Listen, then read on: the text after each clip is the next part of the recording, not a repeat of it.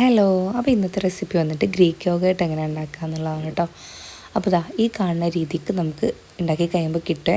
അതിന് വേണ്ടിയിട്ട് ഞാനൊരു പാക്കറ്റ് പാലാണ് എടുത്തിട്ടുള്ളത്. അത് നന്നായിട്ട് തിളപ്പിച്ച് ഒന്ന് ചൂടാറാൻ വേണ്ടിയിട്ട് വെച്ചിട്ടുള്ളതാണ് കേട്ടോ. നമുക്ക് കൈ മുക്കുമ്പോൾ അത് നമുക്ക് കൈ മുക്കി വെക്കാൻ പറ്റുന്ന ഒരു ചൂടാണ് ഈ പാല് വേണ്ടത്. ഇനി ഈ പാലിൽ നിന്ന് കുറച്ച് പാലെടുത്തിട്ട് നമുക്ക് വേറൊരു പാത്രത്തിലേക്ക് ഒഴിക്കാം.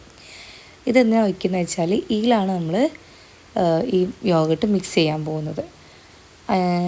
ഇനി നമുക്ക് ഈ യോഗട്ടിൻ്റെ ബോട്ടിൽ നിന്ന് 2 സ്പൂൺ എടുത്തിട്ട് പാലിലേക്ക് ചേർത്തിട്ട് നന്നായിട്ട് മിക്സ് ചെയ്ത് കൊടുക്കുക. നന്നായിട്ട് കട്ടകളൊക്കെ ഉടച്ചിട്ട് മിക്സ് ചെയ്ത് കൊടുക്കണം കേട്ടോ.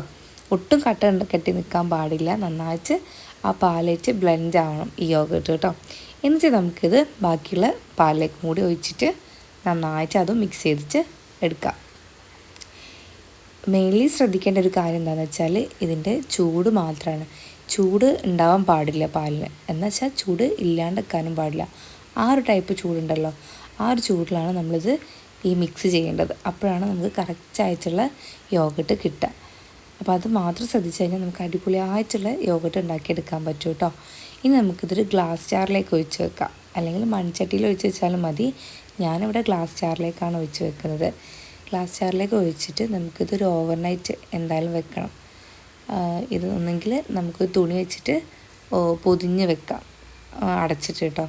അല്ലെങ്കിൽ നമുക്കിതൊരു കബോർഡിനുള്ളത് വെളിച്ചമൊന്നും കടക്കാത്ത രീതിയിൽ വെക്കുക എന്നുള്ളതാണ്.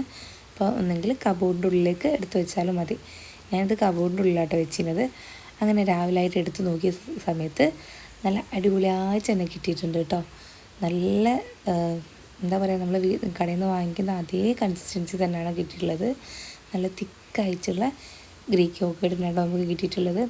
അപ്പോൾ ഇതുവരെ ആരും ഇങ്ങനെ ട്രൈ ചെയ്ത് നോക്കിയിട്ടില്ല എന്നുണ്ടെങ്കിൽ എന്തായാലും ഒന്ന് ട്രൈ ചെയ്ത് നോക്ക്. സംഭവം അടിപൊളിയാണ്. ഒട്ടും പുളി പോലും ഇല്ല കേട്ടോ ഇത് നമ്മൾ കഴിച്ച് നോക്കുമ്പോൾ. ഇനി ഇതായിട്ട് നമുക്ക് ഒരുപാട് റെസിപ്പീസ് വരുന്ന വീഡിയോസിൽ വരാനുണ്ട്. അപ്പം എല്ലാവരും ഒന്ന് സപ്പോർട്ട് ചെയ്യാം. അതുപോലെ നിങ്ങളുടെ അഭിപ്രായങ്ങളൊക്കെ കമൻ്റായിട്ട് അറിയിക്കാം. അപ്പം എല്ലാവരും ട്രൈ ചെയ്ത് നോക്കണം കേട്ടോ. അപ്പോൾ ഓക്കെ, ബൈ.